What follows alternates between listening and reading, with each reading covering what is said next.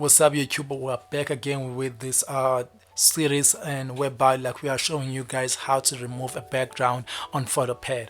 On this video, guys, I'll be showing you how to remove a background. I'll show you like a basic of PhotoPad removing background. So here we are focusing on a couple of things, maybe we're focusing on a couple of things. So first time when you open PhotoPad, this is how your PhotoPad will look. And if you want to remove like your background, you need to go straight to select. So from select, you have all those different options.